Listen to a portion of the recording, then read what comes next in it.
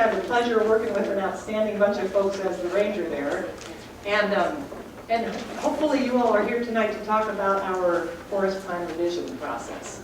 And before we get too far into it, I want to introduce some of the folks with the Forest Service.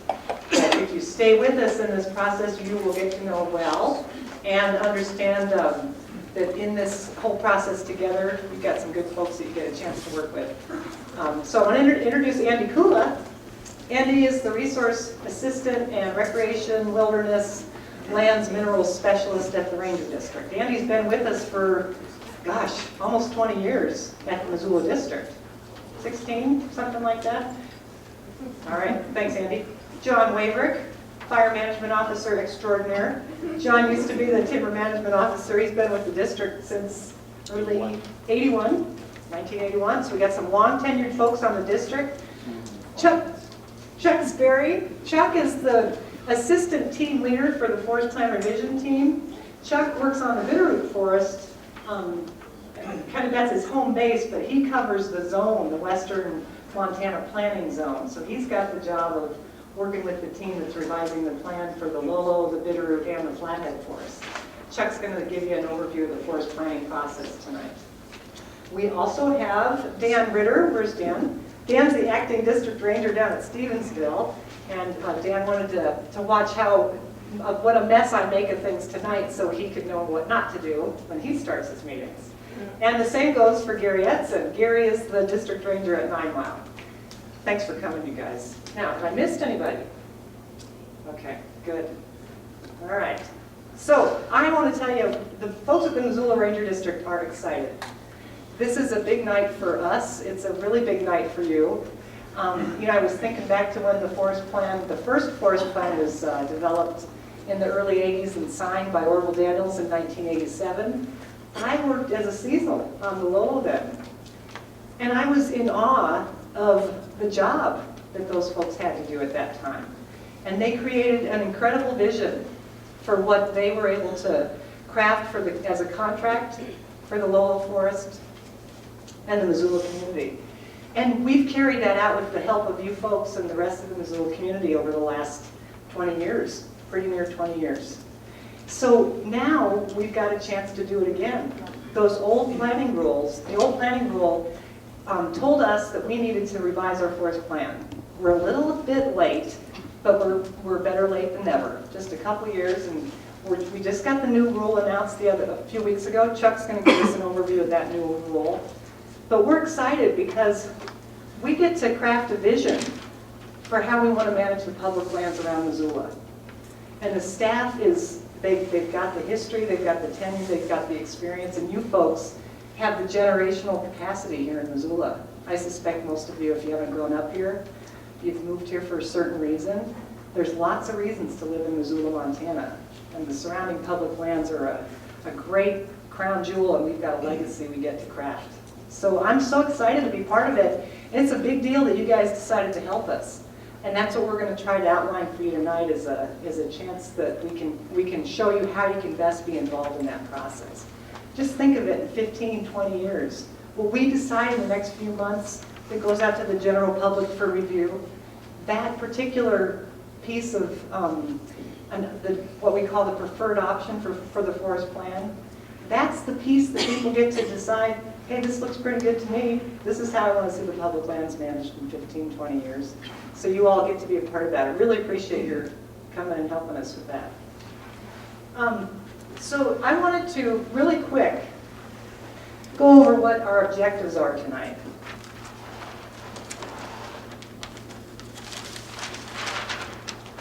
And you'll get used to flip charts if you stay with us. You'll learn that every other line needs to be a different color when you record on flip charts. So I've done that here for you, showing you the format. So we're going to talk about how we can bring you up to date in the forest planning process, and Chuck's going to do that, like I said. We're going to describe the community meetings process and the schedule, and then we're going to decide on the future meeting dates. This is pretty much process. At the end, after we get done giving you some of the information we've got to give you, I think we'll have time for some questions, and then we can get some of those specific questions answered. I've got a couple agreements I want to ask you guys to make with us. The first one is we have a lot of information to deliver to you tonight. Lots of process, lots of terms, lots of kind of background on what the new planning rule is all about. So I'd like to ask you to allow us to deliver that information to you. And if I could ask you to hold the questions until both Chuck and I are done, and while we're given the information, if you write stuff down, you may hear a term that doesn't make sense, or you may have a question that you want to ask, just jot it down, and we'll have time to answer it as we get done. So, everybody okay with that? We'll have some time for questions and answers afterwards, but I'd ask you to agree to let us feed it out first, and then we can go on the two-way exchange if we have time. Okay, no problems there? Okay, second one, I want to ask you to focus on the big picture, not specifics. Tonight and for the rest of the meetings that we have set, it's about vision. It's about a large picture. It's about a contract that we want to craft with the public for how we want the public lands to be managed. It's not about the detailed specific project, but rather how we want the land to be managed. How do we want it to look? So everybody okay with keeping it on the big picture tonight, on the process, not so much detail, okay? Finally, I ask that you do have, if we do have the time for questions and answers, which I think we will, and we don't have nearly as many people as we had expected. Just I ask people to be concise and respectful in their comments and honor each other's time so we can make sure that we capture people's questions and answer them appropriately. Any troubles with that? People okay with that? Perfect. Alrighty. Chuck, I think I'm done with my banterings, and I want to introduce you to give overview of the forest planning rule. Okay? There you go. Well, I'm a little distressed, Maggie. What? But this generational capacity thing, does that mean we look old? Yeah. I Kind of. hope it means that there's a lot of creative energy here. I suspect that's it, but I couldn't let that go by. That was too good an opening. Okay. My job is to introduce you to what we're up to here, and I think the way I'm going to do that is to talk our way through this new planning rule. How many people, when I talk about the new planning rule, how many people resonate with that? Just raise your hand. Is it quite a few then? Okay, so it's not like this is, what thinks he talking about?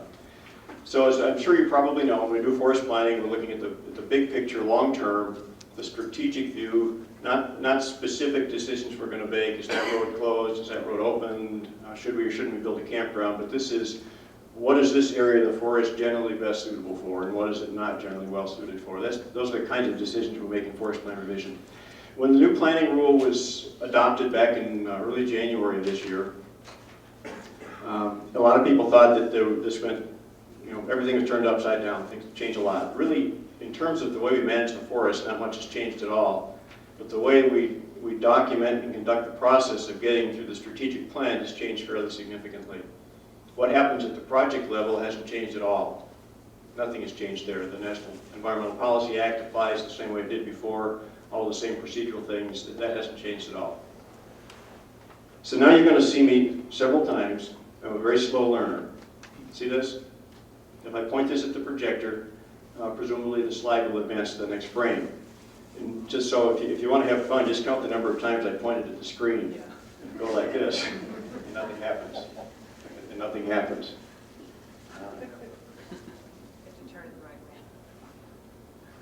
Yeah, thank you. So the new planning rule came along in early January this year. Before that, we've been working under the previous rule since 1982, about 23 years. A lot's changed in 23 years in terms of the way the Forest Service does business, in terms of the conditions of the forest, in terms of public perceptions, population growth. So lots and lots of things have changed. And whether for better or for worse, a lot of people thought it was time to change the planning rule. So that process started, to my knowledge, in the mid-1990s. I don't know, it was early 90s, late 90s. I suspect it might have been even a little bit earlier than that. In 2000, there was, in fact, a new planning rule released. It was very controversial. And it actually, until just back in January, it was still on the books as the existing planning rule, except there had been some piece of legislative trickery that said it's the rule, but it doesn't count. You don't have to use it. So we still operated under this 1982 rule. But my point here is there's a lot of history behind this, leading up to this change. As I said, the plans are meant to be strategic. In bureaucraties, we don't make any final agency actions, and that's code for we don't make any decisions in forest plan revision that have immediate substantive effects on the ground, the kinds of things that could be analyzed. The kinds of decisions made in forest plan revision, it's really hard to analyze them because there are no numbers, there are no times, and there's not much to get hold of there. The new plans focus more on what we can do rather than what we can't do, and I'll elaborate on that just a little bit. And the idea here, and I think if this works the way we all hope it will, and I'm not going to stand here in front of you and swear that there's no chance that there'll be any problems and everything's going to be rosy from here on. We've got a tough struggle to do this right. We're really challenged to do it right. I think we're up to it, but it's not easy. But if we're successful, we will have accountability, but we'll have flexibility for the professionals to do their jobs, to use their best judgment, rather than, under the old rule, being a little bit more bound by standards that said if you're on this side of the line, you're breaking the law. If you're on this side, you're okay. And maybe in this particular situation, the line really didn't belong there anyway, but we're stuck with it. We have to amend the forest plan before we can work with that. So some flexibility, I think, is in order.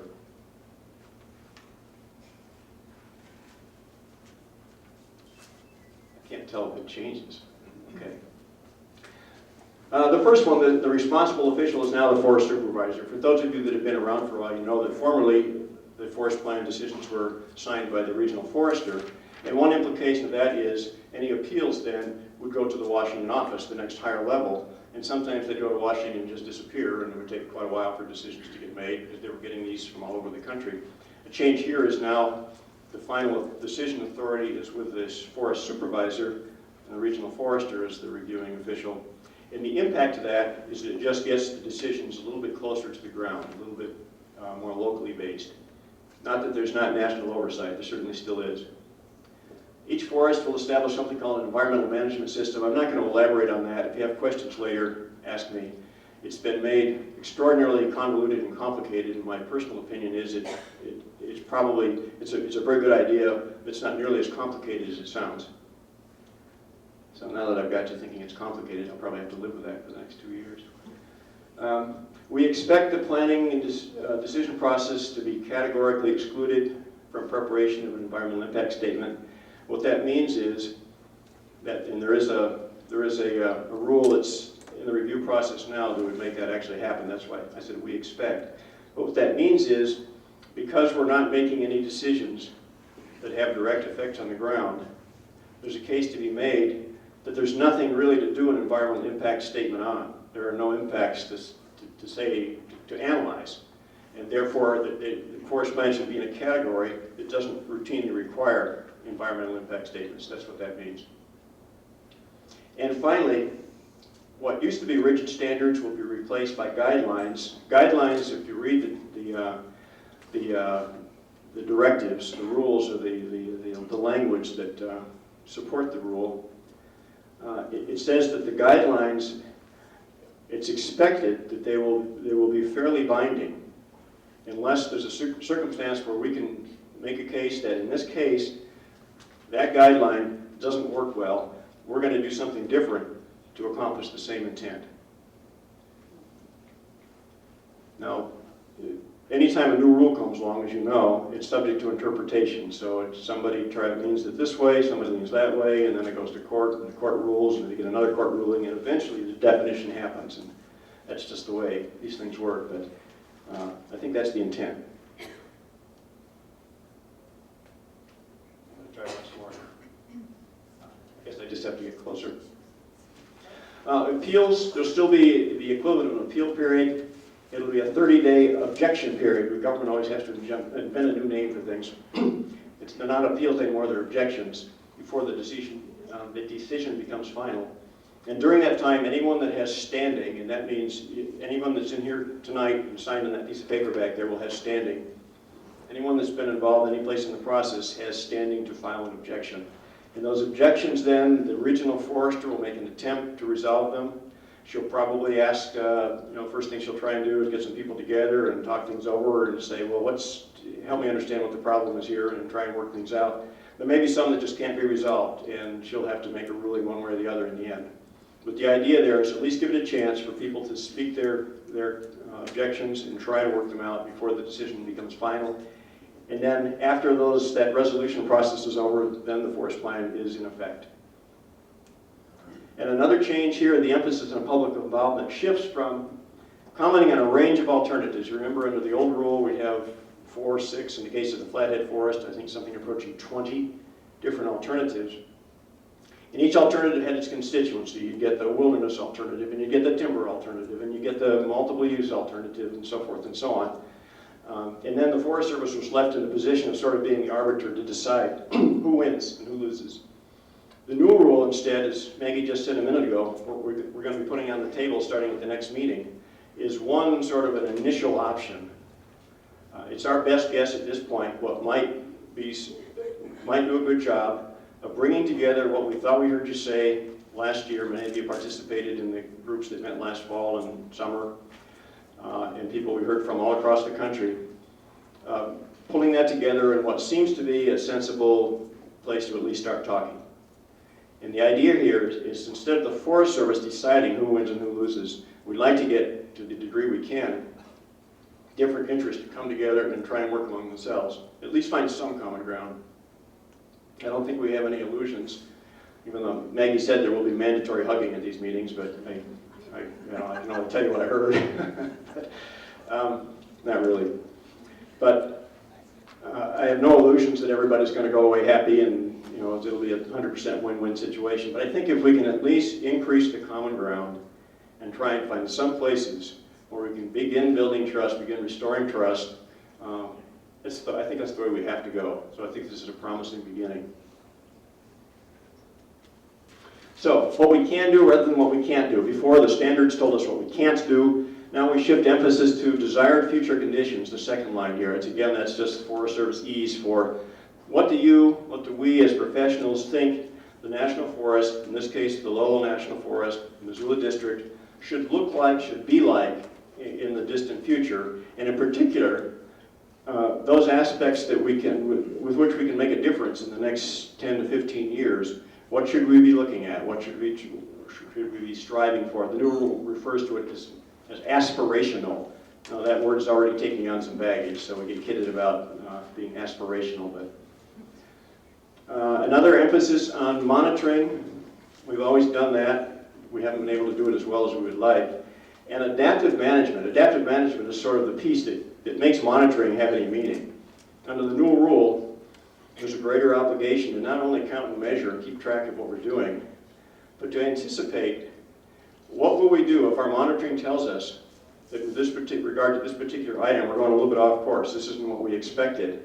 We should have thought ahead of time of what we might do when we got in that situation, what corrective mechanism might start kicking in to get us back on course. That's what the adaptive management part of it is all about. And then, as I said, greater emphasis on collaborative, interactive type of public participation. So the plans will have these 5 components. Again, this is plan components. This is language from the new planning rule. But there'll be 5 things that actually occur in a document that says forest plan on the cover. And it'll be a vision for the future, these desired conditions, where are we trying to get, and then a set of objectives. What specific, measurable, time-specific objectives are we going to set for ourselves to help us move toward those desired conditions? Now the bad news in this arena is that, as you all know, across government, outside a few areas of government, budgets are pretty grim right now. So our objectives are probably going to be pretty modest. That's reality, but the way we're thinking is that it's better to promise you something small and do it than it is to promise something much greater that might sound good at the start and then say, well, gosh, it was a good idea, folks, but we couldn't do it. So the objectives will probably be fairly modest, but hopefully they'll be something that we can really do based on our recent past budget experience and our expected future experience.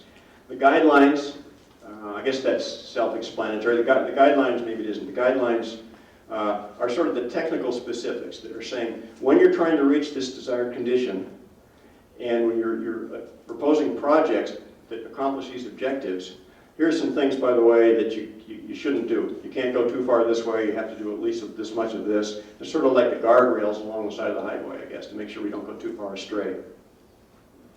And then the suitability of areas, that's a fancy phrase for, we're going to lay out a map, and as Maggie said, before you leave tonight, you'll get a small version of it that will just say different areas of the forest, and they'll be shaded in different colors, that we think this area is generally most suitable for these kinds of activities. This area over here, on the other hand, is generally best suitable for those kinds of activities. And sometimes there's overlap, sometimes there isn't.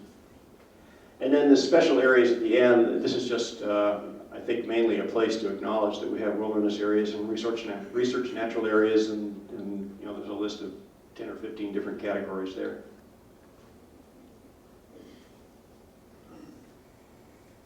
And then the plan as a whole piece will be not just the plan, it'll be fairly small, but then there'll be a compendium of other various pieces that support it. So it's almost like a small library. Collectively, it's the place we go when we want to do a project. We go to this library and we see, well, what are we supposed to be trying to get, the desired conditions? What specific objectives am I being asked to meet this year or next year? What can't do? Can I and can't I do the guidelines? And what about some maps? Okay, we've got those too. They'll be there. Where can I find the monitoring program? So I'll know what I'm supposed to count and when, and how do I report it, and how frequently, and so forth. Documentation on the public involvement process. There'll be this sign-up sheets tonight. Will be, you know, they'll at least be noted that how many people are here and so forth. The documents that were signed to approve the plan, the NEPA documentation, that kind of thing. But the idea is that there's this little library that really constitutes the forest plan. It's embarrassing. Yeah, thanks. And if all else fails, you can always flip up the laptop and just do it that way. Did you go after the other slide? Because I didn't get the last. I can tell you what do you have? And I'll give it. I'm down to 5, but 6. The last one was special. Okay, can you flip it back, Maggie? Push one arrow. If it goes the wrong way, push the other one twice. Unless you have this written down somewhere.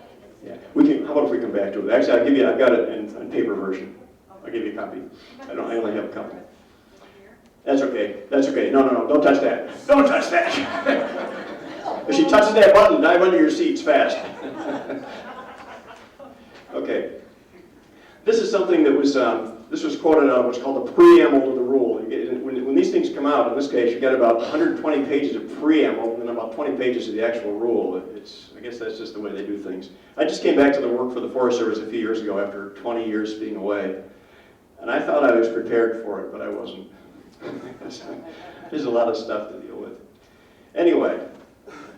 This is a bit of philosophy. The agency has concluded that plans are more effective if they include more detailed descriptions of desired conditions. Okay, so don't give us just pie in the sky. Tell us specifically what you're going to try and get to. Makes sense.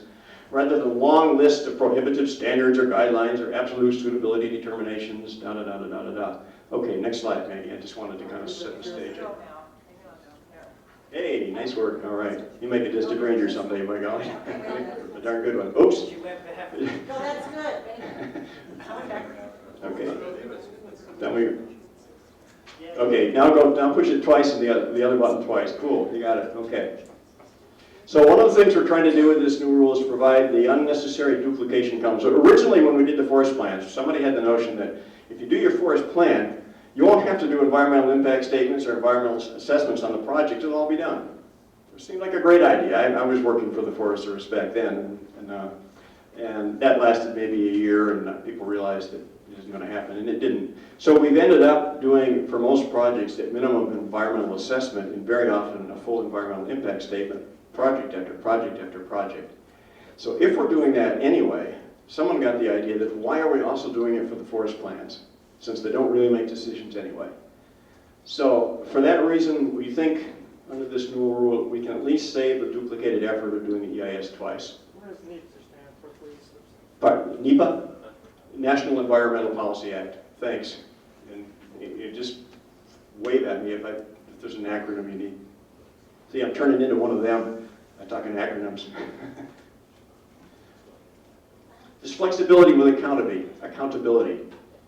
The standards were hard to adapt to field conditions because they required an amendment of the forest plan, which required an environmental impact statement. There was a pretty big disincentive to mess with amending standards, so there was less flexibility anyway. The guidelines under this new planning rule, they can be adapted without amendment, but we have an obligation to document why we're making that change. So, and I think that's a pretty big burden on the Forest Service, that we're sort of being given license to use our professional judgment in this flexibility, and I think the proof will be in the pudding over a period of years. Can we measure up to that? I know that our intentions are good, and that we've got an awful lot of darn good people that are strongly committed to making this work.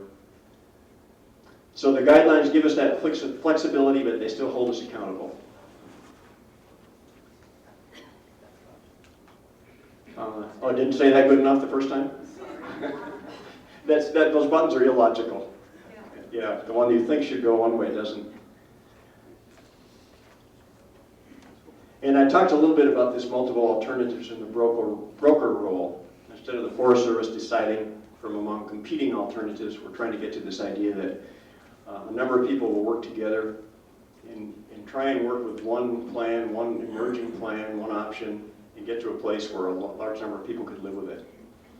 And if we do, it doesn't guarantee that it won't ever get appealed. It doesn't guarantee that it won't ever get litigated. It doesn't guarantee that we won't lose and there will be stays on projects and so forth. That could still happen.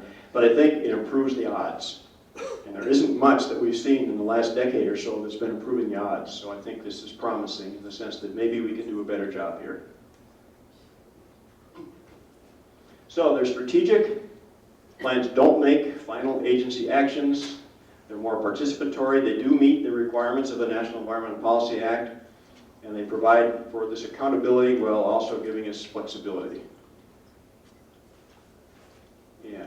Our time frame, we're looking at this process that's starting tonight, and your group is the first one. There'll be 2 next week on the Bitterroot, and I think at least 3 the following week on the Lolo or the Bitterroot.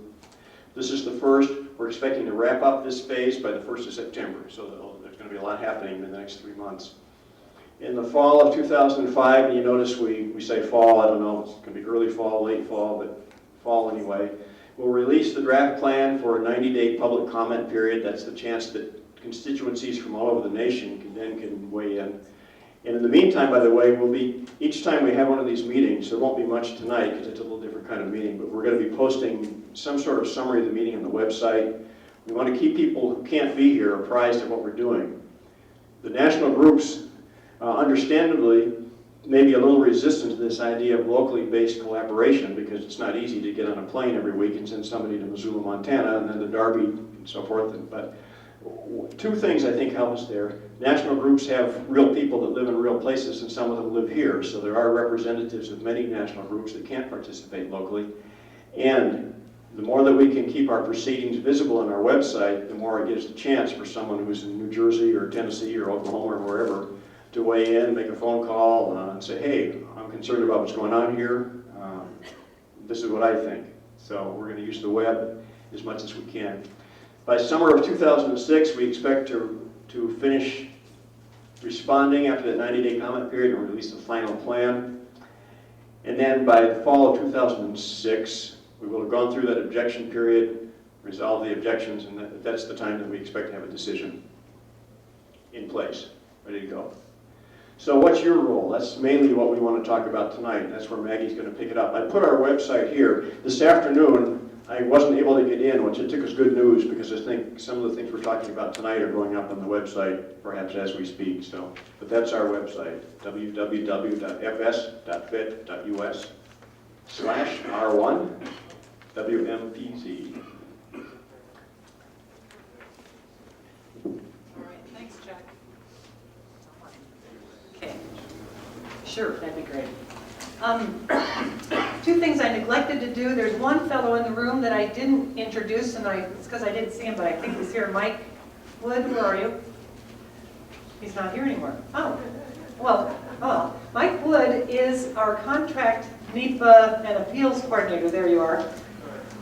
Yeah, Mike, I just wanted to make sure I introduced you. I'm sorry I didn't do it earlier. Mike will also be working with us on this as we go through these community meetings. The other thing I wanted to mention is that at each of the meetings, we'll have various members of the district staff with us. John and Andy were able to be with us tonight. We've got a number of other resource staff that will be with us. So if you stay with us through the process, rest assured we've got plenty of folks that will be on hand to help you with specific questions relative to certain resource concerns. So I want to talk a little bit about this collaborative community meeting process that we're going to go through. We're going to favor folks working face-to-face with the hope that you all will come up with a solution or an agreed upon kind of idea for how you want a particular piece of ground to be managed, how you want it to be allocated, what is it suitable for. So, and like Chuck said, that the benefit of your being involved in this process is that you basically get first crack. Before it goes out to the general public in October, Chuck? In October for the 90-day comment period, the areas that you can find of agreement will be in the preferred option if we're able to work it in. So we want to favor that type of collaborative, almost consensual process that you all can work towards. So a collective agreement for particular areas for suitability and allocation is what we're after. Some of the preferred option that we already have on the maps here and that we'll give you later tonight that you can take home, that includes some of the information that we received from the community groups last year. And I know there's some folks in here that spent a lot of their personal time to help us with that last year, and for that I really thank you. You may be able to track some of the input that you gave us last year in the preferred option that you'll see this go around. We call this a rolling alternative. We like that term. Somebody told me that today, and I thought that was pretty good, because what we've got, we're going to offer up to you as what we think is the preferred option as it is now, and then we expect it to evolve over the summer. It's going to roll through a few iterations. By the time it comes, we close off our community groups in September. Then we'll take that input and we'll kind of fine-tune it and put it out in the draft plan in October. That is what the general public will provide some input on for a 90-day comment period. Our collaborative meetings are going to focus on the big picture, not the details. So it's going to be a vision for how we want the Missoula district to be managed. There is a massive amount of work to do in this short period of time. So it's really important that if you want to be involved in this community collaborative process, that, I know we're going to be asking you a lot. It's going to be over the summer. We're going to meet every other week. We expect to meet every other Thursday night until September 1st. And Andy's put the dates up here. And I'll show you these just so you can put them on your calendar if you want to mark these down. We want to meet every other Thursday night with the intent of trying to focus on areas of agreement. It's after all that hard work that you put into this that you'll be able to see the draft plan that goes out to the general public. So I think, to start with, Pat, the next meeting we've got planned for June 9th is going to be right here. We'll only use half of this room, because unless we decide that we need a big one, but I've got one of these two rooms is scheduled 2 weeks from tonight at 7 o'clock. And keep in mind that as we get, just as it's a rolling alternative, it's also going to be a rolling meeting process. These are the Forest Service kind of hosts this process. We want to facilitate this process, but we need your input as to how we can best get the information from you. So if we find that we need more than 2 hours every other week to do this, we'll go from 6:30 to 9:30 or something instead of 7 to 9, that kind of thing. We can work that out. So can everybody see this?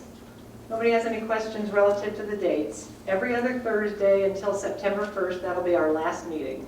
Are they all going to be here?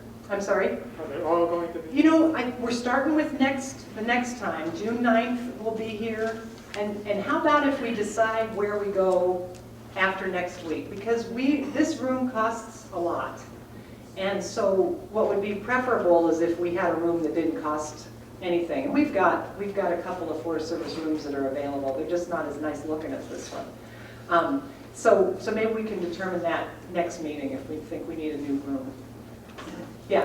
Are sequential meeting? What happens at one depends on what happened at the previous meeting? You know, we have chewed on this question a lot. The question was, is this a sequential process and do we know what we're going to focus on at every single meeting yet? And the answer is no. Right now, what we think, tonight we wanted to give you an outline of the process and ask for your commitment and involvement over the next few months. And hopefully we piqued your interest and your sense of wanting to be involved.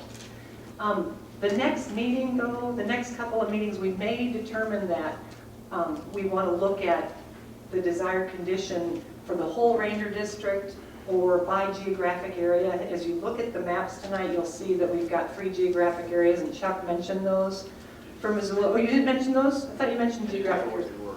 They are, the 3 geographic areas for the Missoula Ranger District are Rock Creek, the greater Missoula area, which takes in the Rattlesnake, Patty Canyon, Blue Mountain, and then Lolo Creek.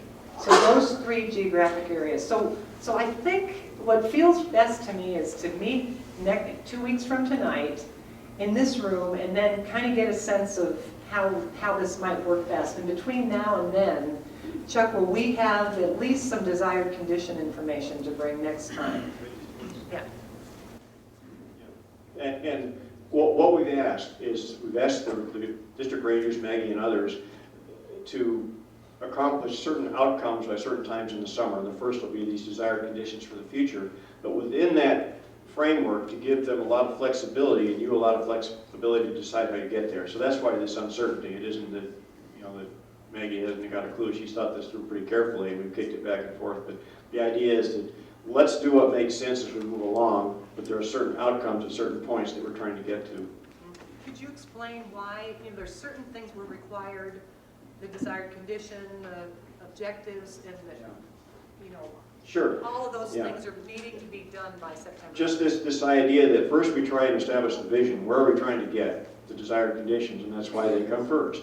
And then once we have some sense of where we're trying to go, let's talk about, well, how are we going to get there? What will be our strategy for getting there? Let's set some objectives, some little increments of accomplishment that will move us in that direction. And that will be the objective phase.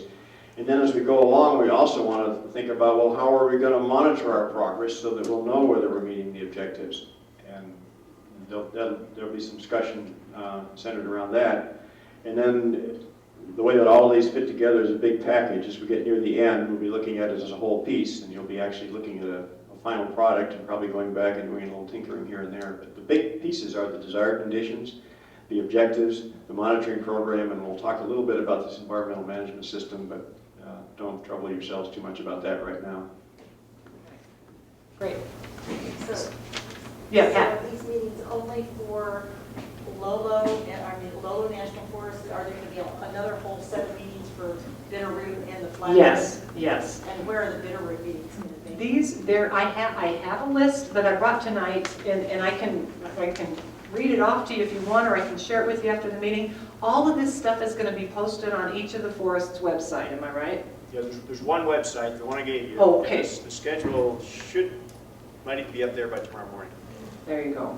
But I can tell you, next week, the first, there'll be a meeting in Hamilton at the supervisor's office, and on June 2nd, there'll be a meeting in Stevensville at the Methodist Church, right down. Do I need this then? This thing? Yes. Oh, I do, okay. You did pretty well without it there. Peggy, Yes. follow up on her question, not only is this each forest doing this, but each district within the forest? Yes, that's true. Yeah, it's a lot of meetings. And it's a good thing you live in Missoula, because you get to come to these meetings. Oh, But if one wants to participate in multiple districts, It's true. It's specific to the ranger districts, and this is how each forest decided to handle it. It's large in terms of the whole forest, and almost too large because of the communities are so unique. too large in too short a time. Exactly. So that's why we decided to do it to each unique ranger district. So Gary, on the 9 Mile, you all start when? June 8th. June 8th. Okay. And then Dan Ritter, do you know when you all start? June 2nd. June 2nd. Okay. So, if you're not able, clearly you have a life outside of forest planning, I hope. that in the summer months, if you are interested in knowing what other forests and districts have done, it sounds like the website will be the place to go to find out. Every day, we're required after each of these meetings under the new planning rule to post on the website or give to the team leader, and then they post on the website, am I right? The notes from each of the meetings. So every proceeding from all the meetings will be made public. And by the way, we are in the question and answer period, so you can ask away. So, because I'm done. So yes, right back here. That used to really. If I can make 6 out of the 7 meetings, but I can't make all 7. Not a problem. It's the only concern for you and for the group that you're working with is that we don't get your input.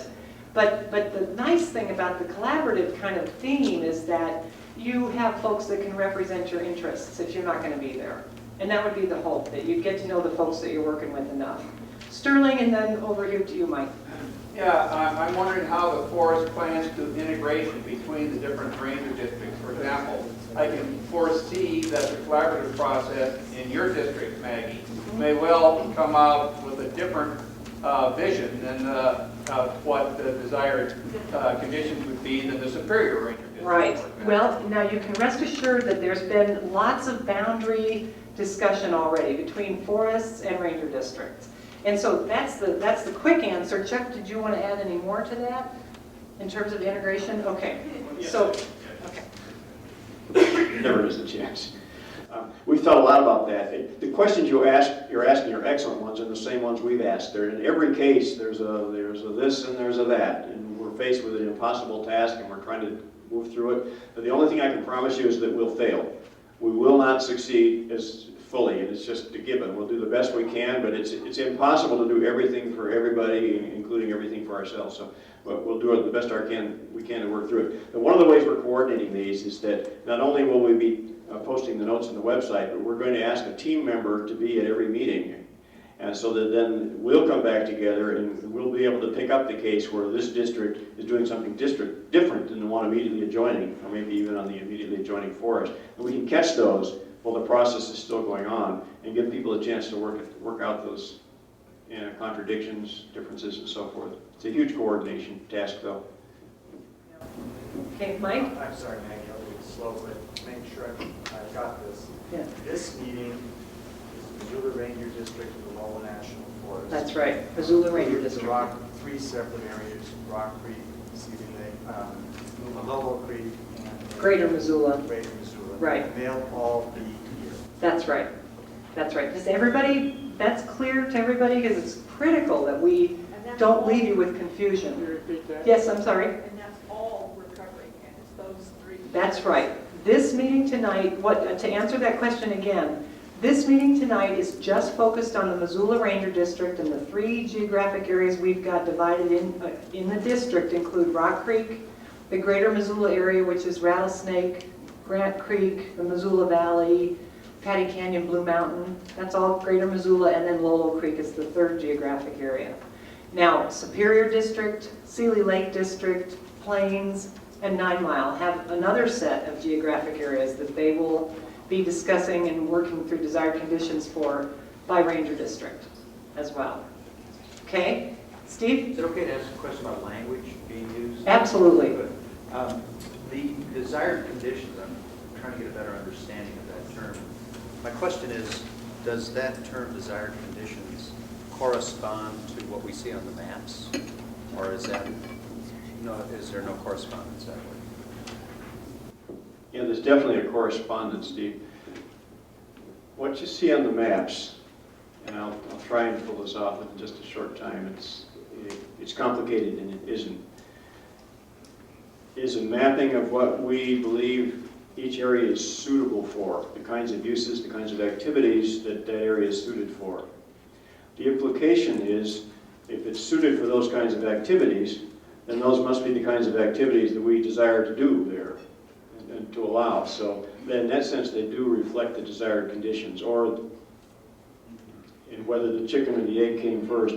So what you'll be asked to do, starting with the next meeting, is to look at that and say, do you agree that yes, I agree that this area is suitable for this kind of use, and that's taking us toward this vision of the future, and I'm okay with that. But over here, I got a problem. And that's where the conversation begins. Yeah, right here and then over here, then we'll work our way this way. Mhm. Will the sign-up sheet be available at every meeting, or? Yes, So whoever's on that sheet will have the right, will have standing to object. exactly. And that will be at every meeting. That's right. We'll always have those meetings as a matter of record. Yeah, sir. Right back here, in the beautiful salmon-colored shirt. What happened last year that generated these maps that I missed? What happened last year? Yeah. Where did these maps?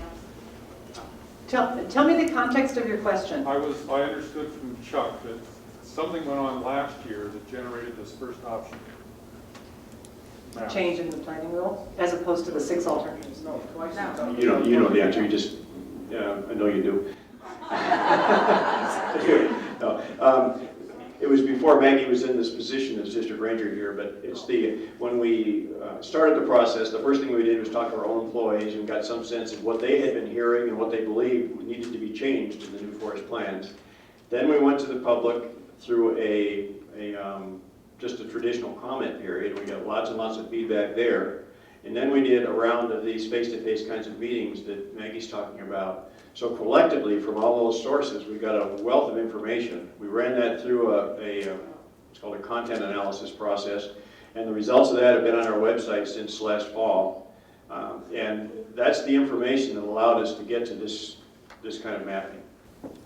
So there's been an awful lot of work that's gone into this already. Were there a lot of people that came to this meeting? Because I am pretty aware, and I didn't. Well, there were 100 people up at the Holiday Inn in one meeting, more than there are here tonight, I think. So there are quite a few. I'll speak to. Relative to Missoula District, I came in probably about the 4th or 5th meeting, and there's many folks here tonight who took part in those meetings, Jane and Howard and Mike. We probably whittled down to maybe a dozen folks. So it was a tight group, but very representative, in my mind, of the various interests across the district, which is okay. For the collaborative process, you know, the folks that showed up through the entire process, don't you think, Howard? Yes. And Mike, that you represented the interests of others in a like-minded capacity than you? Yes, we did, and there were also people with other interests well represented, let's say. That's right. Yeah, yeah. One of the things. An important piece of that is we've got 600 pages of comments that came from all over the country too, in addition to what was done in these local meetings. These place-based meetings were something that we hadn't done before, and they were an attempt. We often hear people say that, well, you always cave into those people in New Jersey or those folks out of state. You know, you never listen to the local people. So we decided, yeah, maybe we need to add that element. So doing these place-based meetings was something in addition to the things that we had always done before. So if you have a sense that there weren't many people involved, we tried to get more people involved, and we were fairly successful. But there were many, many other sources of input besides just those meetings that led to these maps. Okay, we're going to finish up over here, and then we're going to come over to you all, okay?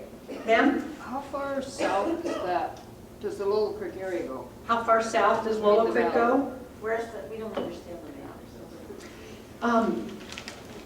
Is it the drainage? Yeah, how should I explain that? Andy, John? Goes to Bitterroot Forest. It's the forest boundary, but in terms of geographic kind of... Geographic areas, it's the like Carlton Lake is right on the divide between the Lolo and the Bitterroot, and then it goes up and follows the state line. Kind of northwesterly direction, state line 59. How about down in the valley? Down the valley, it ditches off kind of to the east where the private land starts. Everybody hear Andy's comment? It's down in the valley, it goes, let's see. County line or where? It's just north of the county line. Just north of the county line. Yeah, kind of north, just north of the county line, and then it goes northwest, or north and south along the private property boundary. Kind of come up. So all of the Lolo, well, no, that's not necessarily true. That's, you have to probably look at a map. That's okay with it. I get it. That's good? Okay. Maybe after we're done with the question and answer, I'll hang around a map, and if anybody has any questions about where the boundaries are, and I can point it out to you better on the map. Sorry if I was confused. Don't trouble yourselves too much about getting those lines exactly right. It isn't like you don't get to talk about what's on the other side of the line. When we drew these geographic areas, we just wanted to find a way for organizing our local public process. So what we did was get some sense of how do people relate to the forest. That's why they don't match district boundaries or county lines or anything like that. It's just when people are thinking of the national forest, how do they relate to it? People relate to Patty Canyon differently than they relate to Rock Creek and the Rattlesnake. But they also relate differently to places that are fairly close. And so this was our attempt to just estimate how people related to the forest. But when you come to these meetings, you don't have to be locked in to exactly where that line is. If you have an opinion on something that's on the other side of the line, we'll make sure that that gets fed into the discussion. So don't get too caught. We debated even having maps because we don't want to cause you to spend too much time on something that I think in the end isn't going to be that useful to you. Well, that kind of goes right to my question. You're talking about Rock Creek, but not only are you only talking about the Missoula Ranger District, you're not even talking about the other forests involved. That's right. Yeah. But then he just said that there's a lot more flexibility. So we've been talking to the other forests too, and actually the Beaverhead Deer Lodge is farther ahead than we are in their forest plan revision, and that would be the other side of Rock Creek. Because if I was going to make one suggestion, I'd say put all of Rock Creek in one forest. Yeah. Good suggestion. Good suggestion. Yeah. While you're at it, put the Salmon River in one forest. Right. Okay, there was another question, sir, right here. I generally like what you're saying, but you confused me a little on this desired condition. At first I thought you meant goal. In other words, what I want the forest to look like, but then you said no, a list of activities, or how I want to get there. Which is right? I think when you label a desired condition a goal, when I'm sure you've been in meetings where you've spent 2 hours debating what's a goal and what's an objective and so forth and so on. But I think generally the goal is the long-term vision where we're trying to get. It's not necessarily precisely measurable. It's roughly the equivalent of the desired condition. And the objective is then what are the specific management activities we're going to engage in, to what degree, to help us move toward the goal. Is that defined in your regulations? Yes, I think, I don't know if it's defined as in the, it has to be exactly like this, but the concept is. Yeah. You would keep track? Pat, and then this fellow, and then I'm Ashley. She's Susan. Ashley. Oh, I knew that. I was just Okay. making sure. She's Pat. Yeah, okay. Sorry, Susan. Sorry, okay, thank you very much. I'm interested, though, in the Carlton Lake, Lolo Peak area specifically. So if I'm interested in the way things are spelled out for Lolo National Forest regarding that, don't I also have to go to the Bitterroot National Forest meetings too, that relate to Lolo Peak and Carlton? It probably, to have your voice heard in a group, you yourself may want to go to both meetings, or you can have your interest represented by someone else who has the same interest. That's the notion of this collaborative type of process. So we understand you can't be all places all the time, but yes, you will see differences between the Bitterroot and the Lolo in terms of allocation, in terms of what the preferred option may be. Those will be on the website. Okay, now we were moving. Sorry. No. We'll just, this fellow back, somebody, right here. There you go, sir, I'm sorry. Yeah, I have that same confusion as this person here about desired conditions and objectives, but maybe you've cleared it up. But I was just wondering, are you starting, I haven't seen the maps, but are you kind of starting from the way things are right now rather than just starting from the beginning? And also, is there a trend towards reducing the areas, the natural areas, towards those with uses which may be developmental, as far as motorized and other things well known. And also, of course, some of these decisions may impact the community and their problems. Is there any collaboration between the impacts on the community as far as traffic congestion that commercial development may have?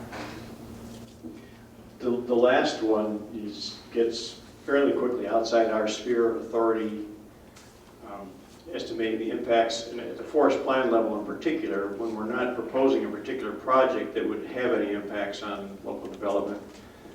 And even at the project level, the kinds of things we do, typically we don't get into the realm of what are the long-term effects on growth. Now, some projects are different than others, and there may be projects where we do need to do that. I don't know if that's a satisfactory answer. It's sort of a government answer, I suppose. Yeah, well, make this unfair. But anyway, about the trend, though, I was interested. No, you asked a good question. Is there any trend toward or away from more primitive uses and more highly developed uses? And the answer is there certainly is no intention to have a trend one way or the other. And I think that's one of the things that you'll be helping us decide by being in these meetings. The product that comes out of this will reflect whatever trend is or isn't there. So we certainly don't have that all figured out. Okay, now I'm moving over here. Is that okay? All right, over here, sir.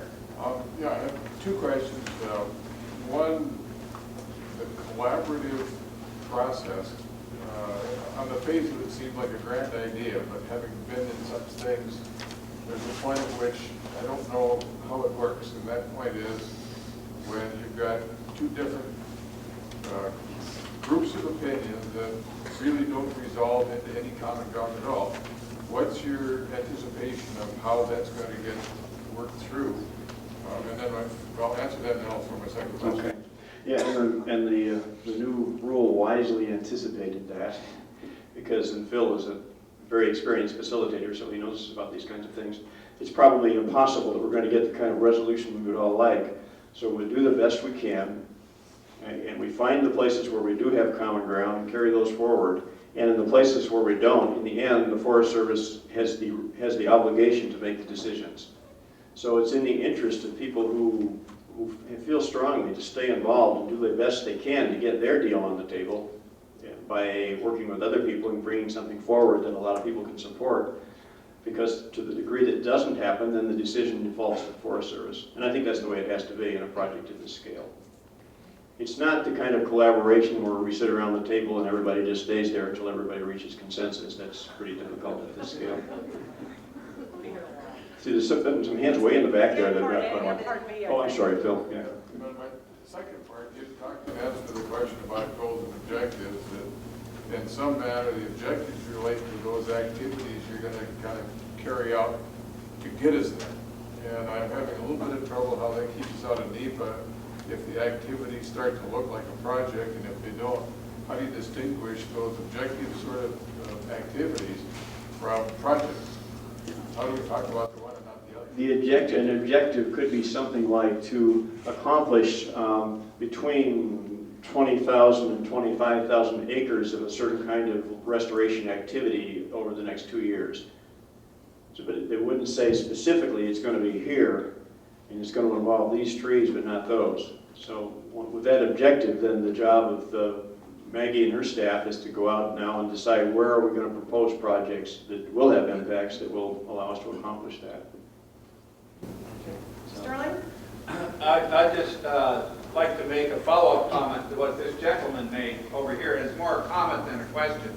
It seems to me that in urban ranger districts, like the Missoula Ranger District, with a large urban center, that desired conditions on the forest should be influenced to some degree by what the desired conditions are off the forest, and that therefore you can't really divorce the two.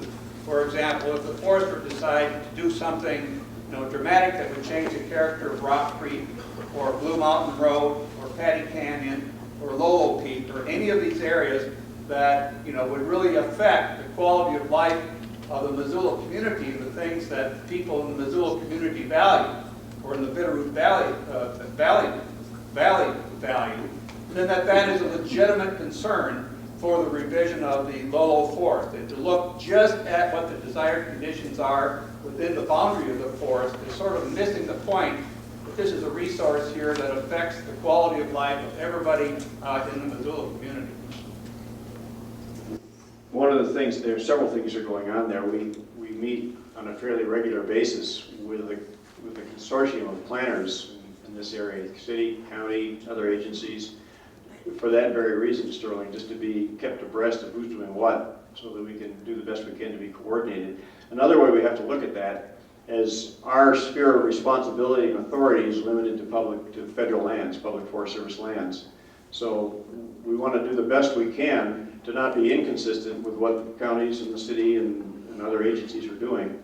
But in the end, we can't make them behave differently, and they can't make us behave differently. The best we can do is keep trying to talk to one another, and I think we need to do a better job than we have. But I see a couple of people way in the back there that didn't have hands up for a long time. Jacob? What's the best way to remain a part of the public process if you can't attend the meetings? The public collaboration process? Yeah, good question. The question was, what's the best way to stay involved in the collaborative process if you can't come to the meetings? I would say, one is if you're part of a group, then presumably there'll be other people that are part of that group that are attending meetings. That's one way, or if you're not, you might want to join one. Another is to watch the website, and you can reach us by phone and email and such. Come to a meeting occasionally if you can make it.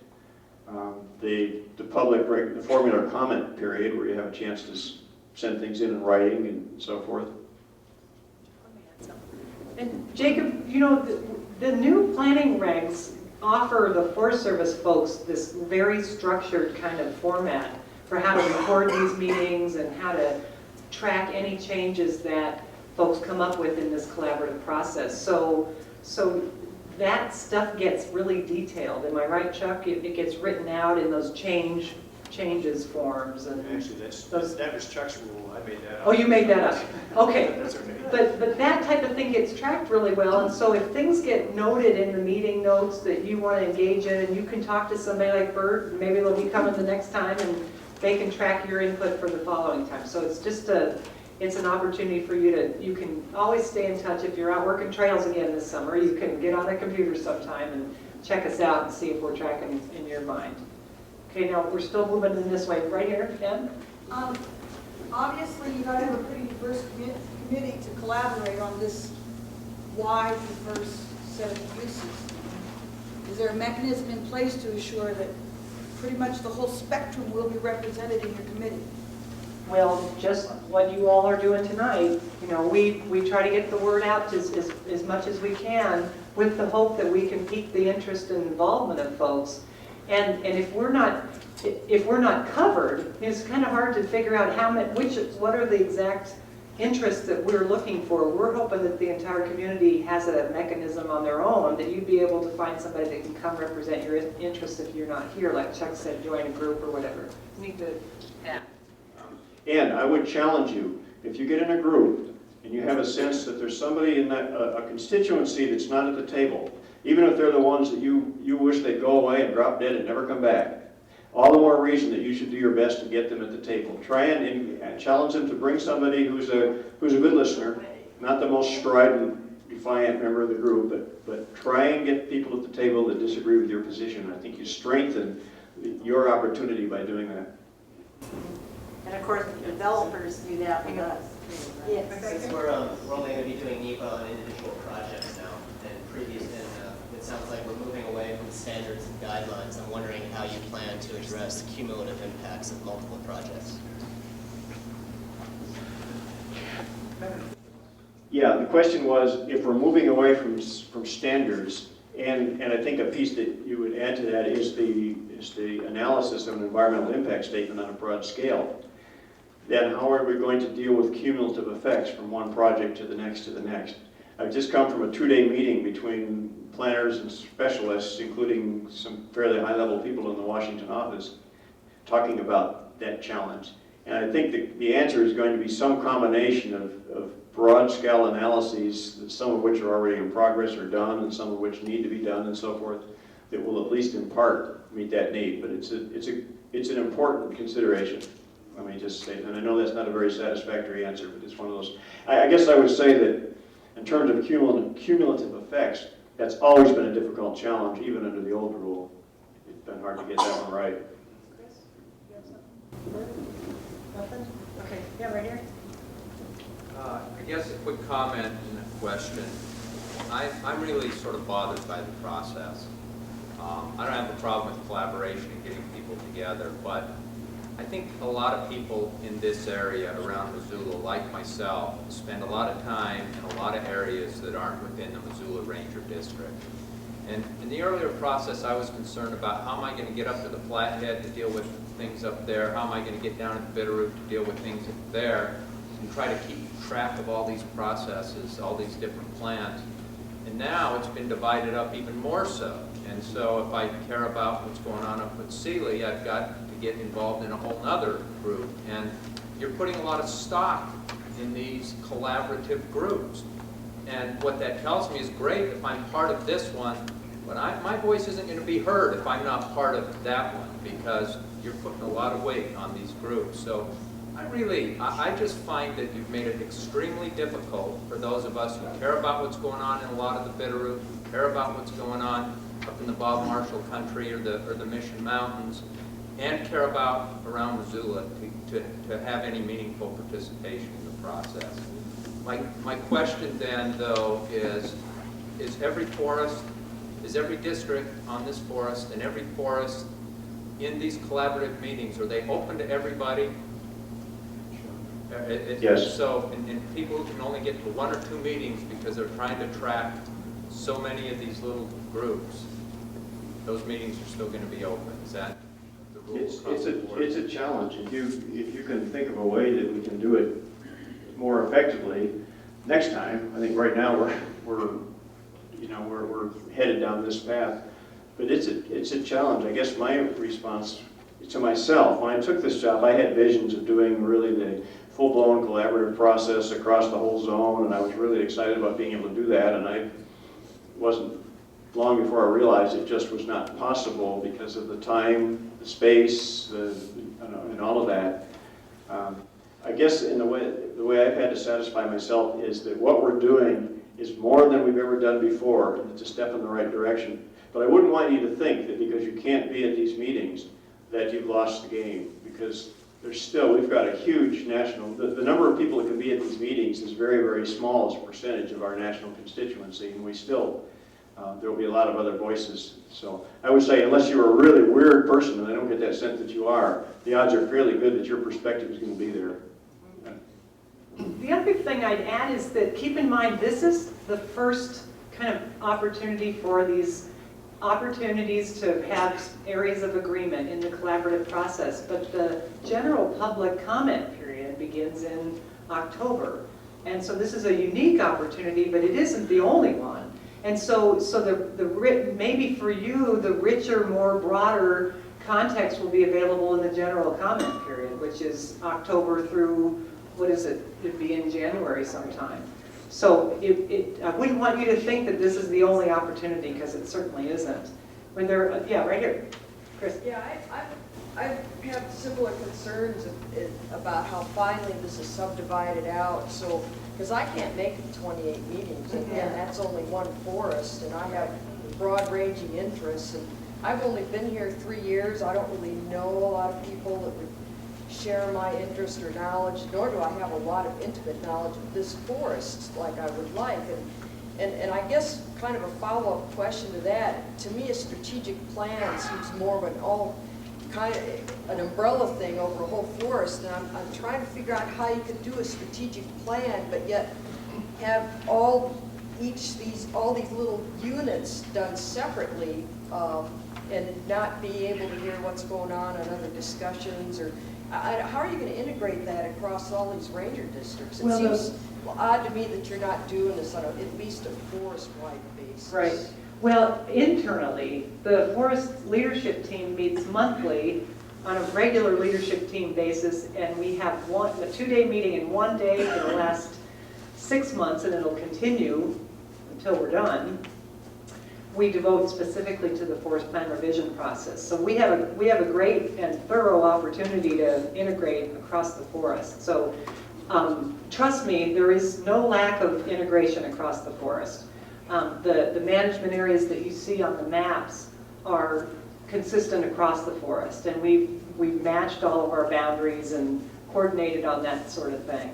So I understand what your concern is, that it feels like you're limited in just this one area. We felt this was our best opportunity to get input that would allow people to work with folks that they may have similar interests with on the local geographic area. That seemed to be the best fit for us. We took months to come to that conclusion. So it wasn't something we came to lightly, and we're hopeful that it will work. It's actually easier for us to do big meetings than it is to do all these little ones. Because if you think it's difficult for you, it is for us too.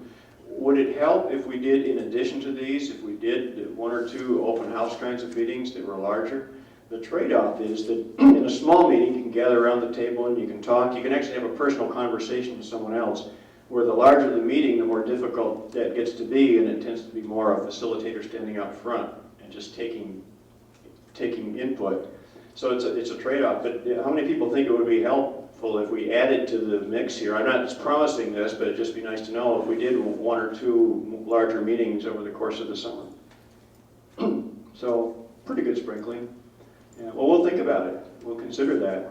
Up in the Flathead Forest, they're doing one of those in 13th of June, and they're not doing much at this point anyway by way of these smaller meetings. So. This is a follow-up. It seems to me like it might have worked better to have had some forest-wide general planning meetings, and I think pretty quickly the issues that are difficult, contentious, the real hot button areas would have fallen out, or the hot button issues, and then you could have gone into these smaller, more detailed groups to resolve those issues. Whereas this way, I feel like it seems like a lot of energy is going to be spent on maybe a lot of hot button things, but yet there may not be anybody paying much attention just to the overall management stuff that goes on every day that isn't as controversial. And I also kind of feel like the people that are professional meeting goers are going to have the most influence on what goes on, rather than just our average user of the forest. So I don't know, I'm a little leery of it. Okay. Well, we'll think about doing a few additional meetings. I don't have to, I get in trouble if I promise we were going to do that, but I'll sure think about it. Sir? I have a comment or two and a couple of questions. First, I'm really disturbed by the notion that the Missoula Ranger District is going to do their thing and not worry about what happens on the state lands, on the private lands within the forest boundaries. The Lolo National Forest Plan that's in effect now has been in operation for about going on 20 years. During the planning process, it became apparent that Lolo Creek had been overcut on private lands, and so the forest supervisor made a conscious decision to back away from timber harvest in there, in that drainage, to allow for to recover from the watershed standpoint. And Rock Creek, for example, we have joint management units or management areas between the Deer Lodge National Forest and the Lolo National Forest. I don't see how you can take a drainage like that, whose management has been controversial over the years, and just deal with it within the framework of the single ranger district. Lolo Peak is another example where you've got a major project that could have implications for the entire this entire part of the state, and how you can do this with blinders on. Now my questions are, and I have many, but I'd like to ask two. And one is that who dictates the timing of these planning processes? It seems curious to me that you're commencing the process Can I ask you to get to the question, because we've got quite a bit of people waiting too. The question is, why pick the summer when most people are gone or otherwise occupied? The second question is, with respect to, these are your words, relying on your help, good science, and the expertise of our own people, we'll do our best to resolve these concerns. I'd like to ask, what is, how do you define good science? Who defines it? And who determines whether the expertise of your people can trump good science? I'm not going to try to answer that question now. It's a very complicated question, and I think that you wouldn't be satisfied with my answer anyway. So, as far as this, in terms of the season, in the fall it's hunting season, in the winter it's the holiday season, and in the spring the point is that there is never a time that is convenient. Last summer we predicted that the way the schedule was working out, we were going to have to do these meetings in the summer, and people said they won't come, people won't come. People did come, and they stayed. There is no such thing as a convenient time to do them or not do them, believe me.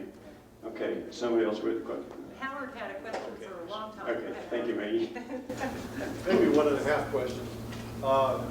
Does this process going to result in a single plan for all 3 of these national forests, or will there be 3 different plans come out of this one process? Excellent question. There'll be 3 different plans. The Lolo still has its plan, the Flathead has its, and the Bitterroot has its. The original idea was just to get some economies of scale when we were doing this environmental impact statement. So we could have one team that were all focusing their efforts on the same things at the same times, and somebody challenged us to stay coordinated. That's part of it too. And we've got 3 forest supervisors and 13 ranger districts working this at the same time. Believe it or not, contrary to what one person said, we're working very hard to stay coordinated among ourselves and with all of the people that we work with, other agencies, other landowners, private, federal. Yeah. There's someone back here that's had her hand up for a long time. Right, that's right, sorry. I'm a little, looking into the future, I'm just a little confused about this objection period. The people that go to these meetings are going to be able to object. Can you explain that a little bit more, and then I think I have some questions about that. I think he keeps waving to me. Every now and then a vacancy announcement comes out for a district ranger position. I think, gosh, I don't know, it might be kind of fun to be a district ranger, but no. But I guess all you have to do is just, no, Maggie's great. She's great to work with. Just kidding. The objection period, this is new to us too. I mean, the language is new, so we don't know exactly what it's going to look like, partly because it's new and we're still trying to understand exactly what the language means, but partly, once these things get litigated and so forth, then the courts decide what the language means. But our understanding at this point is that during this objection period, if there's something you don't like about the decision we're about to make, it's a chance for you to put that in writing, deliver it to us, and register your concern, and then have an opportunity for us to try and work it out. Is there something we can do that would make you feel more comfortable? And if it's a reasonable thing, and we can find some other people that can live with it, I'd say the chances are pretty good. If it's something that's just very contrary to where we've been headed, unless it's a pretty darn good idea, then it probably won't work out in your favor. So it just has to do with the actual plan? Yes. For deciding that? Yes. What happens, 10 years from now, if there's a question that comes up, oh, bring the people here? Oh, no. That's a good question now. No, you don't have to be signed in here tonight to have any standing at all over the next 15 years. It's every project that comes along. Anytime we do an amendment to the plan, why the game starts over again. This is just for that particular decision at that particular time. But no, that's a good question, though. Glad you asked it. Does the new forest plan rule still require by law that you propose wilderness as part of the plan? It requires that we consider areas as to propose for wilderness. It doesn't require that we propose any. And our starting position has been that for lack of a better approach, is to pretty much look at what we had proposed before, and we've made some minor boundary tweaks here and there, places where they just didn't make sense, and then carry that forward into the discussion. Yeah. I've got a question about, what they call it, the integrity of this process. And I'm thinking, for example, of actually two cases locally in Missoula in which public process resulted in a plan, and at the last moment, one special specific constituent hired lawyers and dealt with the county commissioners, and what the citizens had come up with went out the window. If I were working for the ATV riders, for example, I think maybe I'd be inclined to say, I don't like this collaboration process, I'm not going to get very far. I'll see if I can't generate enough money to lobby my congressman, and conceivably if I can get the White House to support me, and we'll wait until some appropriate time and see if we can, in some other manner, get a piece of the plan changed so that the uses we want would be in the plan, totally independent of this process. I know, and we all know, that that kind of influence peddling happens anyway, and what I'm asking, the question of this is, what's the protection in this process? Is there a way to put that whenever it occurs for somebody to declare publicly and say, we've been hearing from these people, here are their names, or what kind of protection is there for the integrity of this in the public process? Did everybody understand the question Phil is asking? An excellent question, and it troubles most of us. I think the best answer I can give is the process itself is the best protection. I can't guarantee that that won't happen. Someone won't try to do it. Someone that has connections that will try to use some sort of high-level, process that who knows how those things work sometimes. I think the process itself is the best defense, in that if we can display that the Forest Service has in fact followed its own rules, and many times we've been caught in the past not following our own rules, so that's a huge challenge for us. And if we do have a broad spectrum of people who participate in good faith and they come forward with realistic proposals that a broad cross-section of different people of different beliefs can support, then I think we improve the odds. And maybe that's the best we can do. But we make it more resilient in the face of those kinds of challenges. If a large number of people come forward and say, wait a minute, Mr. Congressman, there are 600 of us, I don't know about 600, but there are 100 voters here, and we represent a lot of other people that feel like we do. We don't like what's going on here. And we're loggers, and we're miners, and we're backcountry users, and we're motorized, and we're non-motorized, and we're together on this. That's a pretty persuasive argument. Then over here. One of the things that I do like about this new plan element is the adaptive management concept of if you're going down the path and you know where you want to be and you realize you're not getting there with what you're doing, you can make some changes, change your harvest regime or change your recreation levels or whatever. But that really does depend on monitoring in a big way. And I'm just wondering if these plans also kind of look at the personnel distribution and kind of match that up with the perhaps increased monitoring needs in the future, and are they going to make any proposals towards redistribution of people and expertise more into monitoring and perhaps less into some other things, or how's that going to work, and what will happen if the monitoring doesn't get funded? It's a great question, because that's, in fact, we just talked about this today, and Chuck said it earlier tonight, that the budgets across the board nationally for the Forest Service have decreased so much, and that it doesn't look a lot better in the upcoming years, and the new planning rule requires a certain amount of monitoring. And so, like the objectives that Chuck mentioned will be fairly low-key, or at least limited in terms of what we know we can do realistically because of the budget. Same thing for monitoring. And this morning we were speaking with some of our partners that enjoy the work that leads toward restoration of certain areas, and they were particularly interested in looking for opportunities to look for grants and fundraising opportunities to help us meet those monitoring goals. So I suspect over the next 15 years we're going to see a shift in how things are budgeted, where things are budgeted, and how we work with partners and state legislatures and other partners to get some of that work funded. That's a good question. Yeah, right here. Wouldn't it save everyone a lot of problem if you would just tell us what you're thinking and we go straight to the objection stage? It might save you some trouble, I don't know. But if not, excuse me, I'm going to answer his question first. The preferred option maps that you've got here, and I can't remember your name, tell me what it is? Larry. Larry, okay. Larry joined us last summer. That is where we are now, and we have an opportunity to work through changing that. That's not set in stone.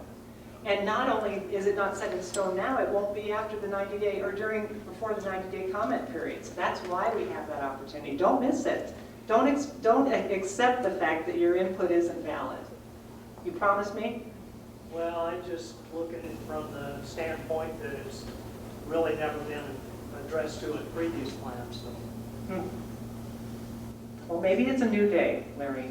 How many people do you think you're going to have in these groups sitting around the table collaborating? Well, you know, if last summer was an indication, I suspect Howard and Shane and you, Larry, and Mike, and a few other folks that did want to show up consistently will be there. We can rely on you, and I suspect we'll have another, dozen or so folks, which is fine, because you all represented a broad spectrum of interests. So, like Chuck said, it's Chuck tried in the back. It's a busy season. It's hard for people to commit to coming. So it's important that if you want to have your voice heard in this process, have somebody come and represent your interests. But I don't expect we'll have this number of people at every one of our meetings. So we were back over here. Yes, ma'am. To follow up on the gentleman's question in the red shirt about people who come in late in the process or after the objection period, could you explain to me how the concept of standing does any good at all if that can take place? Let me have Chuck answer it. I guess the best answer I can give is, given the choice between trying and not trying, the only choice any of us have is to try and make it work. And it's not the answer any of us would like to hear. I'd love to stand here and say, I absolutely guarantee you, if you come to these meetings and you participate in good faith, then we guarantee that there isn't going to be any kind of a last-minute diversionary effort or that it's not going to go off track. I can't do that. So standing doesn't really mean anything. Well, it does in the sense that this objection process does have meaning. So if you don't participate, then you lose that opportunity. I would say if you decided that your best avenue for derailing the process was to not participate, because then you could come in at the end and say, I wasn't part of all of that, but I went to one meeting though, so I've got standing. I wasn't part of all of that, so here's my objection, and by gosh, you better listen to me. If you weren't there, and an awful lot of other people were, and an awful lot of those people got together on quite a few points and said, we can live with this, then that's going to be a lot more persuasive argument than the outlier. So I would say to someone who chooses not to participate that you're improving the odds of getting what you want if you choose to be there, but I can't promise you that something won't go awry. I just can't make that promise. So some big guy comes in with lots of bucks and lots of lobbyists. Sometimes I think we overrate that. I was at a meeting back in a month or 6 weeks ago in Nebraska, where we had forest supervisors from around the entire nation and some pretty high-level people from the Washington office came together to talk about the new planning rule. And this person that I addressed that question to, the same question you're asking, was she said that I came up together with Mark Ray and Dave Tenney. And Mark Ray is the deputy secretary, the deputy undersecretary that's in charge of the Forest Service. So he's pretty high up in the administration. We know each other. We're friends from a long way back. And I asked her, what's going on here behind the scenes? And she said, as far as I know, I'm not getting any indication from anybody that there's anything but face value. I think sometimes we overestimate the conspiracy thing. I don't question that the pressures are there, but I'm not convinced that it's as widespread and as successful as we sometimes think it is on the scale we're talking about here. That's just my opinion. And again, you could cave in and say it's hopeless and walk away, or you can try. Just to expand on that, I was going to say, if you were with Mark Tenney, then that would kind of stand for itself. I'm sorry, I didn't hear that. I mean, if you were with Tenny at the time, that seems to be an example of that happening right there, as far as the White River Forest and what happened to the plan on that. And I don't know what went on there, but I'm thinking it was something, the actual rationale behind that was different than you would think it would be, so I don't understand that one. I can't explain it, and I don't like it. Okay, check me out the mic. The 6 national forests which surround Yellowstone Park are now engaged in a joint process to amend their forest plans as a package to implement the conservation strategy for grizzly bear management in all 6 national forests at once. And I think the basic principle behind that is that there are certain unifying basic principles about the way these forests have to be managed to accomplish that objective. Therefore, to springboard off what has been said earlier, it just seems kind of peculiar to have this highly fragmented process when in fact, there is a model out there under the new forest plans which don't require this kind of ranger unit by ranger unit. Right. And Sterling, I don't think it's required that we work the collaborative processes like we are on the Lolo. I think we chose that on the Lolo. But we are following the same model, and perhaps the Greater Yellowstone Coordinating Committee is following our model. That the zone is the Flathead, the Lolo, and the Bitterroot. We saw, a kind of a geographic connection between the 3 forests and worked as a zone. Similar, North Idaho has done the same thing. So it is happening. Perhaps it's not in the same context that you have around a national park, but there have been some similarities. So I think you make a really good point, and I think maybe the spirit of that coordination is happening here. It may not be to the same degree that you're talking about. Yeah, Chris? Just one more question on again, for people like me that just simply can't make it to all the meetings, and I've got some interests that are kind of wide-ranging, and if I am able to come up with a time to keep up with some of the minutes on the website and submit in some comments or some additional information that I think adds to that discussion, will that be provided to the next meeting so that the people engaging in that discussion can read what I've said or somebody else has said, and so basically it's part of the discussion if I'm not there person. Chris, I would say if you do that, if you can do it so that it's focused and concise, this is what I'm seeing, this is what I disagree with, here's why, and so forth, that kind of information, absolutely yes. What's harder is when we get a letter that's, literally some of the letters we get are 100 pages or more long, with just paragraph after paragraph after paragraph to cover every imaginable point. Those don't help very much at this level. Those work, that information all gets in, it all gets coded and processed, but at this juncture, if it's very specific and focused and concise, absolutely.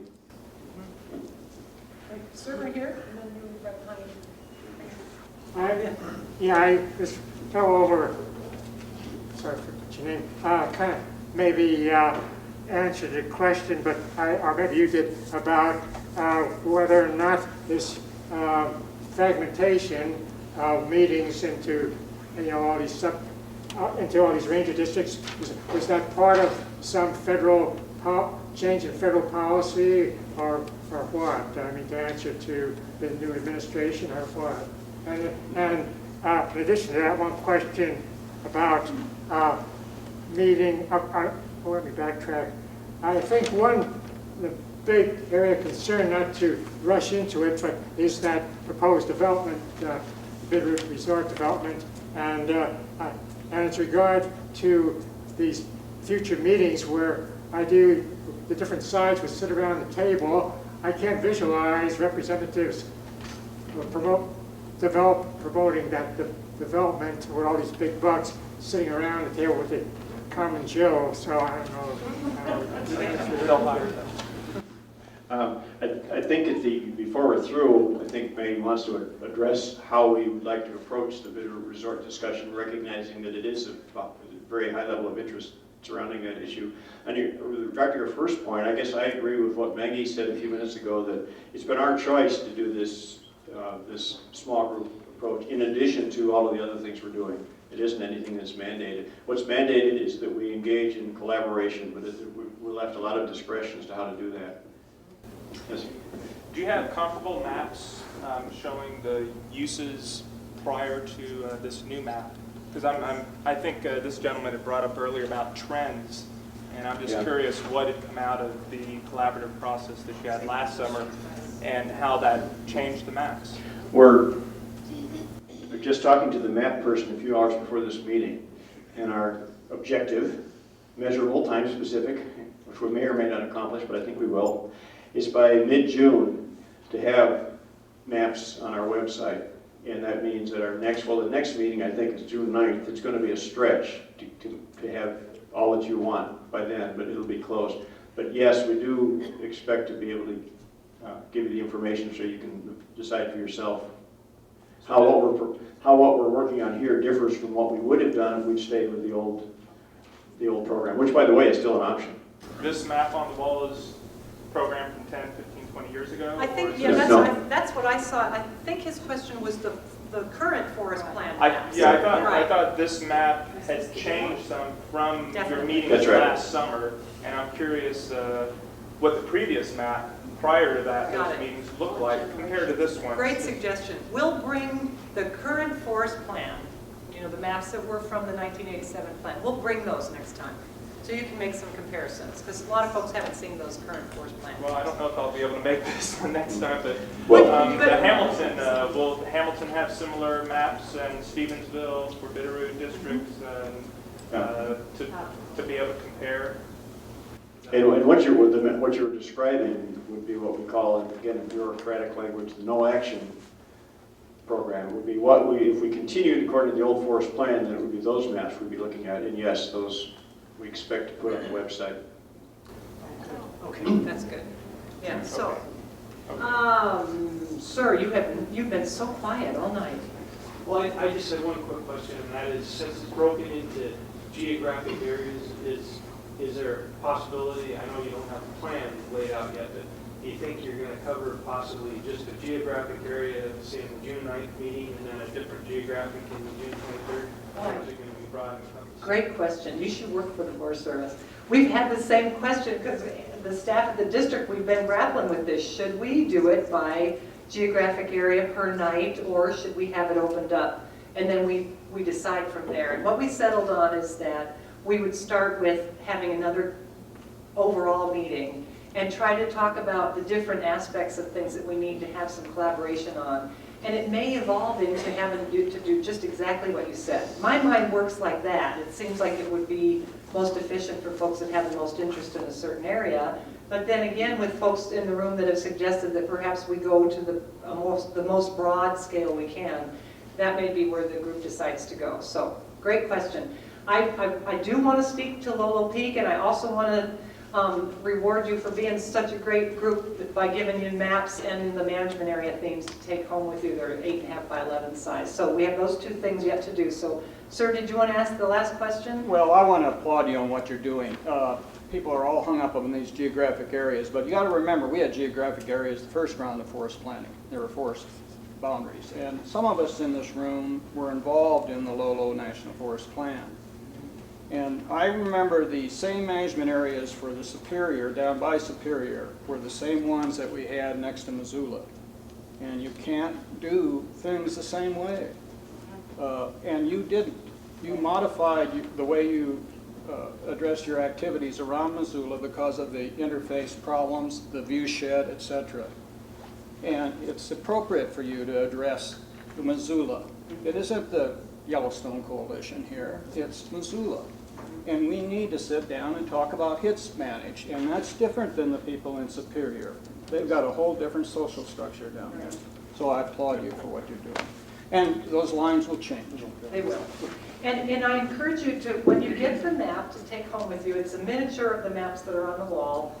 They are the management area boundaries, and you'll see that compared to the former forest plan, we had small little what we call polygons that were, could be a really very small little 50-acre piece of a management area. The theme in this new forest plan is these broader management areas. And those are similar, like you mentioned, the urban interface. We've kind of evolved into that concept now, and you'll see along major corridors where there's a lot of subdivision and a lot of development in general, that's all one management area across the forest. So it doesn't change for Ranger District.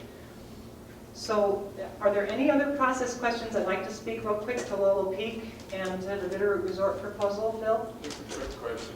I've lost track of when the objection period happens and who is qualified to say something during that objection period.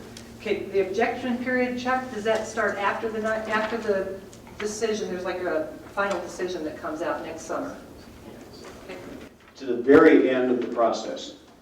So except for the objection period at that point, we will have made the decision. And that's the place where, we've made up our minds. Some of you have suggested maybe we've already done that. That's not the case. But at that point, we're pretty much there, but one last chance. And anyone that's participated in the process in some way and just showing up for a meeting is sufficient participation to give you the right to object during that period. So the bar isn't very high in terms of having standing. So I want to just switch gears really quick and have a discussion for just a couple minutes about the Lolo Peak and Bitterroot Ski Area proposal. I apologize to folks if there was misunderstanding relative to this meeting. We've got a few signals crossed, and this process that we've got, like we talked about, is visionary, it's big picture. There's so much interest in the Missoula community that we feel compelled to be able to allow one of the meetings that we've got scheduled to focus specifically on the Lolo Peak proposal. The issue with this is that it's one meeting, and that's what we're willing to devote to it. I would like for folks to leave tonight with the date in mind for that particular meeting, and so that we can allow some collaboration, again, relative to allocation and suitability. When you look at the maps, you'll see that the area that's in the Carlton Ridge and the Lolo Peak area is essentially the same as the current forest plan. Current forest plan management allocation for that area is a roadless area, MA management area 11, and the kind of the equal management area direction under the new forest plan is 2.2, which is considered backcountry. So a management regime would be similar in those two. So that's our preferred option at this point. Then we'd like to have some input on that from you if you think that there may be some allocation changes that could be made there. So that would be the context of the discussion that we're willing to host one of these nights. And at this point, we're thinking that July 21st may be a good night for that. And the reason that we're looking at that is that it gives us some time to kind of get our rhythm, try to talk about the desired condition, kind of get to know each other a little bit, and then we'll host a meeting. This meeting, knowing that this could be a much larger meeting, but at least many of us that have been used to talking allocation and desired condition may be familiar. So, feedback on that, mostly for the date. I'd like to know if folks have any trouble with that date, and we can set that before you leave tonight.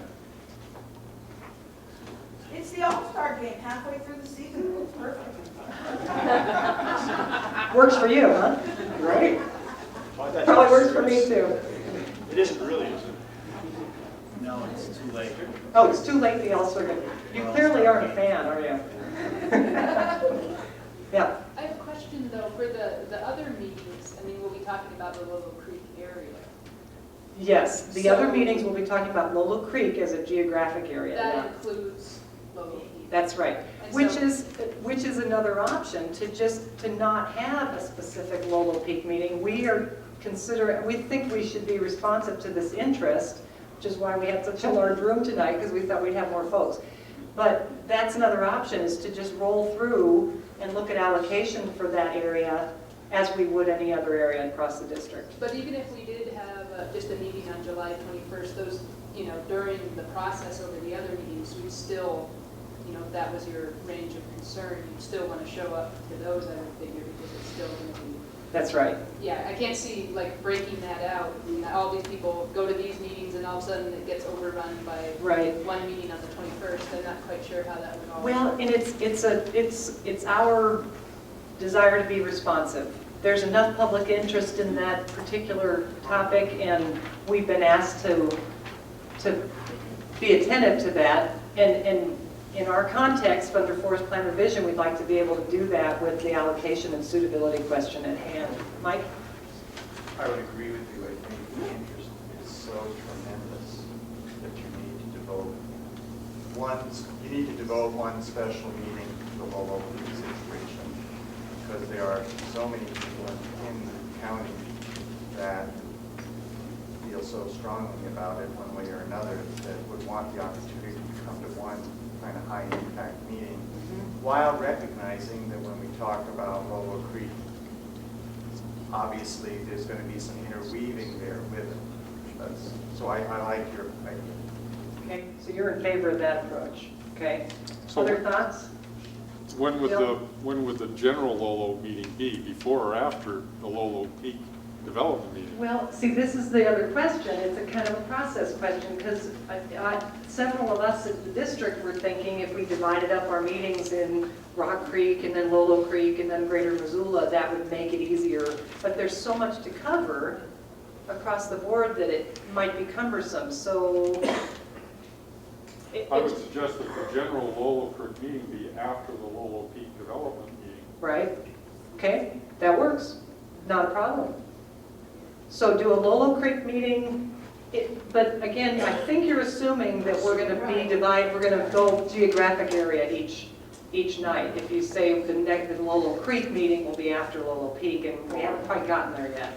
Yeah, I am assuming that. Yeah. I thought you are. Well, my brain, like I said, works like that, but we haven't really decided that. So that's why I'm saying the next meeting, June 9th, at Chuck's suggestion, and I think the advice is good, that we might need to start just getting our heads around desired condition and how we look at that type of stuff and how we would respond, and maybe some general kind of terms.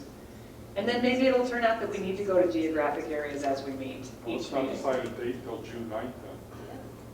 No. Well, I feel obligated to be able to let the Missoula community know there's a meeting that's planned for the Lolo Peak discussion.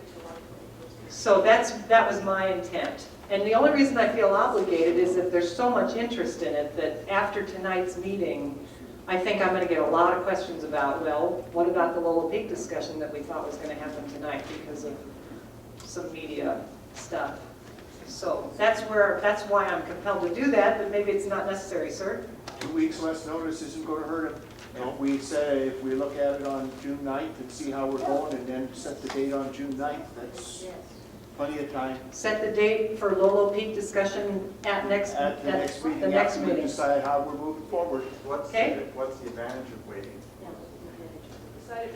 Oh, the advantage of waiting was, in our minds, was that we could kind of get a sense of the process. I didn't mean a gentleman's suggestion. What's the advantage of waiting to set the special Lolo? Oh, what's the advantage of waiting to set the meeting? What's the advantage is that right now we have no idea where you're going after June 9th. So it's pretty hard to say, well, this is the track we're going to take, and it sure would be better to know what tack we're taking before we set a date for it. All right, okay, got it. Well, it's easy to plan ahead if we know a date, Yeah, but you'll know a date on the 9th. Okay, sir. Would it be difficult to just take a show in the hands to see if we should attack all these things in a geographic area at these meetings right now, so that you don't have to wait till June 9th to find out Certainly. whether Yeah. or not you do it? Yeah. Chuck, you got some advice? Well, I have a thought, since I can't talk privately to Maggie here without you guys hearing me. I'll just talk. There's a therapist trick, though, by the way. You get two therapists, they'll stand here and have a conversation about the client. I think Andy, when he was a kid, he is so-and-so and such, but what do you think about Andy? The client's right in the room. It's a pretty effective therapeutic practice. I don't know if it would work on you guys, though. Something to think about. As Maggie said, there's so much interest in this that if we decide to, if we say that on June 9th we're going to have a meeting, and at that meeting we're going to set a date for the discussion in the Lolo Peak ski area, we might end up having so many people to come to that meeting just to participate in setting the date that we wouldn't really get much accomplished in terms of substantive work there too. My recommendation is, whether it's the 21st or a different date, is to probably pick a date tonight. And then as we get closer, if it's troublesome whether the Lolo Creek discussion is before or after, maybe you can reschedule the Lolo Creek discussion. This is where you get into the discussion or the identification of lumpers and splitters, you know. So, I mean, I'm a lumper and somebody else might be a splitter. So we have to kind of, if we're willing to let it roll a little bit, and if folks are willing to choose a date for the Lolo Peak discussion, how that meeting's going to be set up and what kind of process we're going to have that night is unknown at this point. But can we agree that we can choose July 21st for the date to have that discussion? Yeah. All right, okay. Thank you. Mike? Oh, you're just waving in approval? Yeah, okay. Okay, good. Thank you. Sterling? I just thought that there might be some value to consider integrating Stevensville Ranger District, some parts of the federal. Thank you. In fact, Dan and I have decided beforehand, we weren't going to tell you, but now we will, that we will have that meeting together. That'll be kind of a joint meeting. So, great idea. What was that? So, the joint meeting, the July 21st Lolo Peak discussion will be hosted by both the Stevensville Ranger District and the Missoula. Okay, so, any other questions? And now, we've got a couple things to hand out. Where are they in the back already, Andy? Thank you. We've got maps that are just like these, only small, 8.5 by 11, and attached to those or with those are management area themes that will describe what we're leaning toward for each of those management areas. So, thank you very much for coming. You guys have been great. We'll see you on June 9th right here. Ask your friends and neighbors to join you.